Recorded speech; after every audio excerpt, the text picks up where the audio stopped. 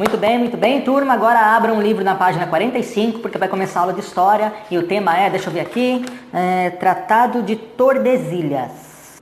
Ah não, tia, História não, a aula de História é muito chata.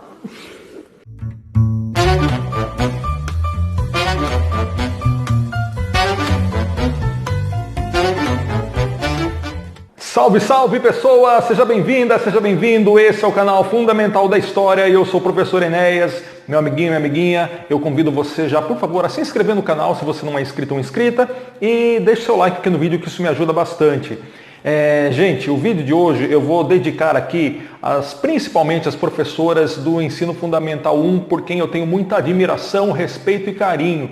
E eu sei que muitas delas sofrem quando chega a hora de começar a aula de História para suas turmas aí.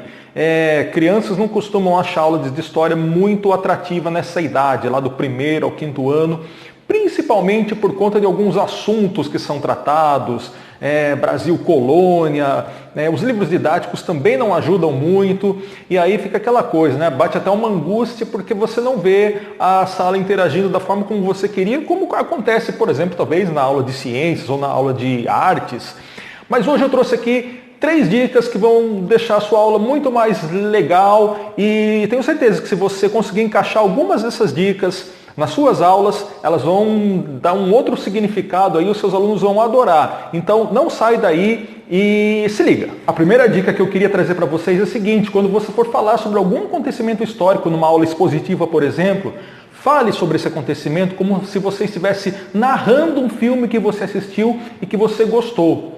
Sei lá, pode ser um filme, uma série, um livro que você leu, alguma coisa que você gosta. Você já percebeu que quando você gosta de alguma coisa, você gosta de falar e você fala com mais empolgação?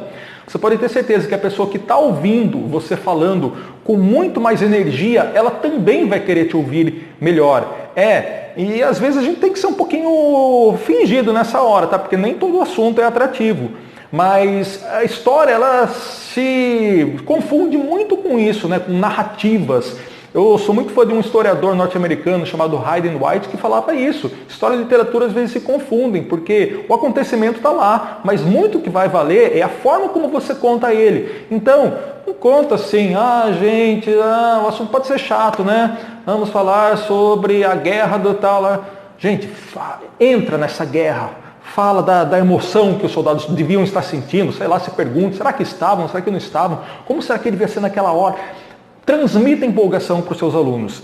Isso é contagiante, com certeza. A segunda dica é a seguinte: relacione os temas históricos com acontecimentos do presente, coisas que aconteceram aí muito recentemente e que fazem parte da realidade atual e a realidade talvez dos seus alunos também. Você já percebeu que os vestibulares eles fazem isso?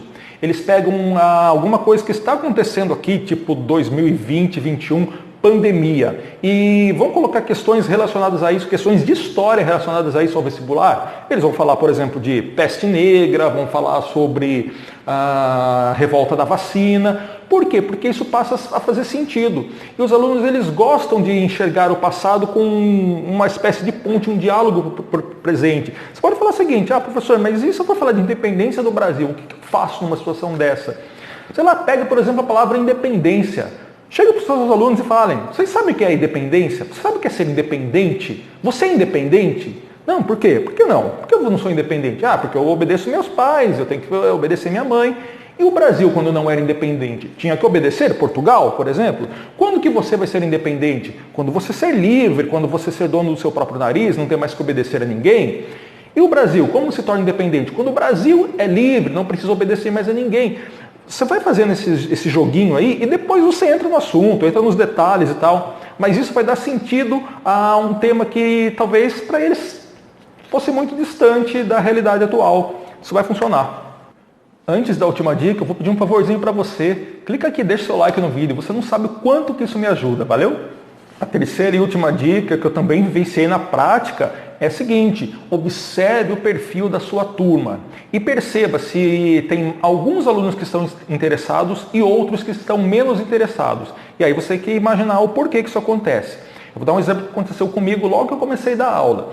Eu dava aula num 6º ano, falava muito sobre Grécia, Roma, temas que eu adorava, e os alunos, principalmente os meninos, eles se empolgavam com as guerras, com as estratégias de cada exército, aquela coisa toda. As meninas não, as meninas ficavam cada vez mais assim, aula de história, percebia que, demorei um pouquinho para perceber, tá? Que elas ficavam mais afastadas.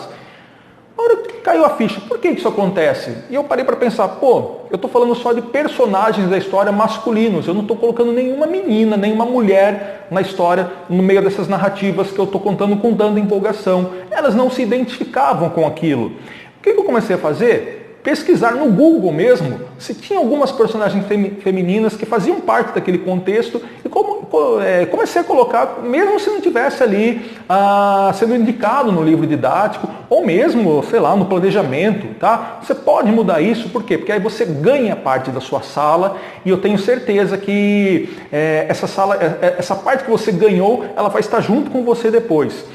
Só para ficar nesse exemplo que eu falei aqui de personagens femininos, né? Independência do Brasil novamente. Pouco se fala do papel da Dona Leopoldina, esposa de Dom Pedro I na independência. Eu vou deixar uma outra dica para você, tá? Dá uma olhadinha aqui no card, quando eu coloquei 5 curiosidades sobre a independência do Brasil.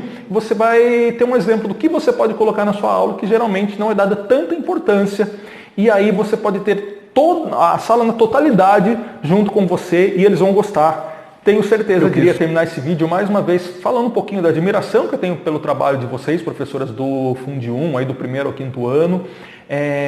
Sou fã de verdade, porque a gente recebe alunos assim, com uma capacidade tão grande para pegarem o bonde andando a partir do 6º ano, e a gente não tem, sei lá, acho que a metade da criatividade que vocês têm para fazer uma aula prática, para fazer uma aula atrativa em outros sentidos. O que eu quis aqui foi simplesmente ajudar um pouquinho no componente curricular que eu entendo um pouquinho mais, que é o de história. Espero que você tenha gostado dessas dicas. Se você não é professor ou professora, tenha curtido o vídeo também, tenha ficado até aqui. A gente se vê no próximo. Valeu, gente. Tchau, tchau.